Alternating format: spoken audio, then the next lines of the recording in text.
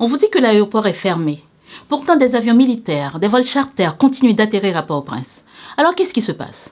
Cela fait presque 2 ans depuis que l'aéroport international Toussaint Louverture est fermé.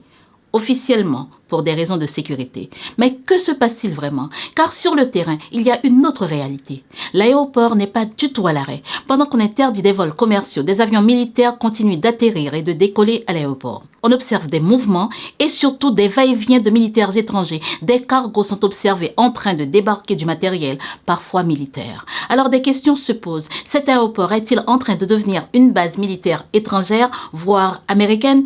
Que fait exactement l'armée américaine à l'aéroport? Revenons aux faits.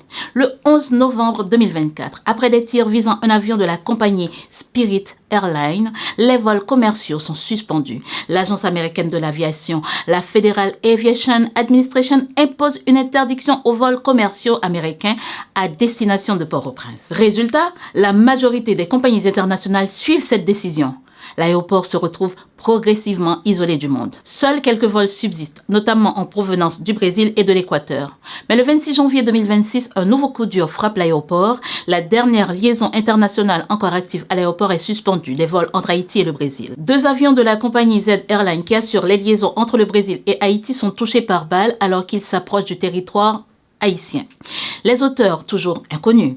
Une enquête est ouverte, des prélèvements sont effectués, mais les zones d'ombre restent nombreuses. Quelques semaines après cet incident, le 13 avril 2026, contre toute attente, Z Airlines reprend ses vols.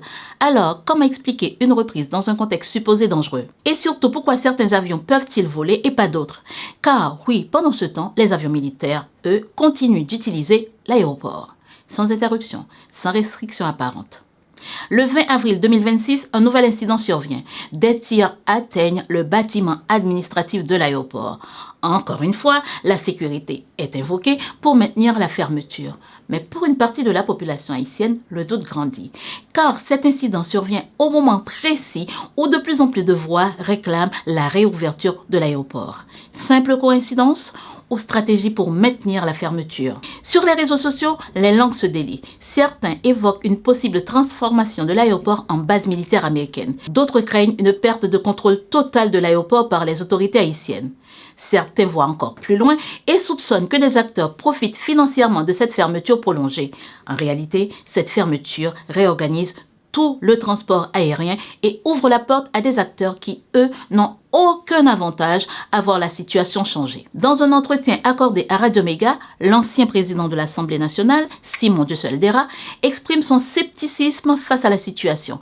Il s'étonne qu'une balle tirée depuis Cité Soleil puisse atteindre les vitres de l'aéroport. Pour lui, je cite, « Ils nous prennent pour des enfants ». Des propos qui traduisent un ras-le-bol généralisé. Car au-delà des soupçons, une réalité est indéniable. La fermeture de cet aéroport pénalise lourdement Haïti.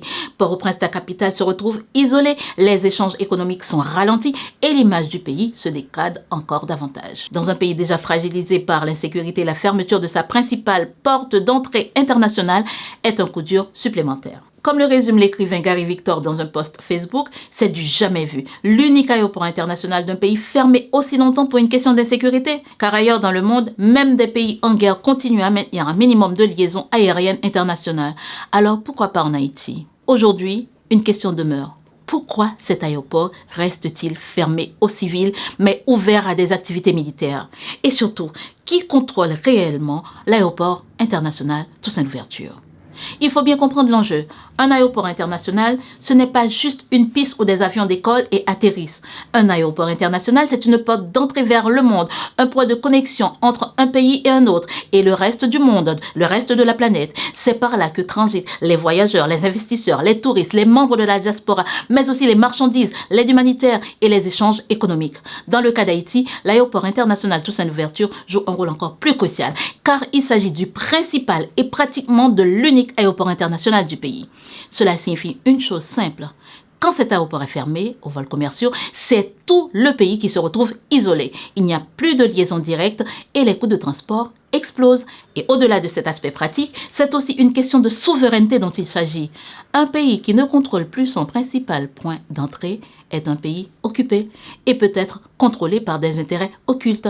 Et c'est malheureusement à ça qu'on assiste aujourd'hui. Mais s'il y a une catégorie particulièrement touchée par cette fermeture, c'est bien la diaspora haïtienne. Des millions d'Haïtiens vivent à l'étranger, entre les États-Unis, le Canada, la France, le Brésil, le Chili. Ils restent profondément liés à leur pays. Malgré l'insécurité, malgré les crises, malgré les risques, ils continuaient de revenir au pays. Pas seulement pour des vacances, mais pour voir leurs parents, leurs enfants, leurs proches, pour assister à des funérailles, célébrer des mariages ou simplement se ressourcer. Aujourd'hui, avec la fermeture de l'aéroport Toussaint-Louverture, rentrer au pays est devenu un parcours du combattant. Il faut dans certains cas passer par la République dominicaine, puis traverser la frontière, souvent dans des conditions compliquées. Dans d'autres cas, il faut multiplier les escales, payer plus cher, prendre plus de risques. Pour certains, c'est tout simplement devenu impossible. Et pendant que la diaspora cherche des chemins détournés pour rentrer au pays en dépensant des sommes colossales, dans l'ombre, des avions continuent d'atterrir et de décoller. Alors la vraie question n'est peut-être plus pourquoi l'aéroport est fermé. D'ailleurs, il ne l'est pas vraiment, mais plutôt qui y a accès et à quelle fin.